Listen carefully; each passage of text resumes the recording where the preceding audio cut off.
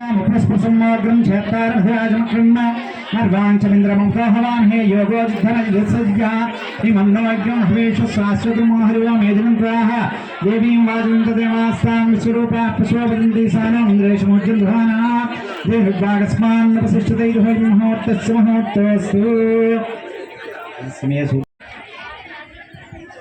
कुटुंबंతో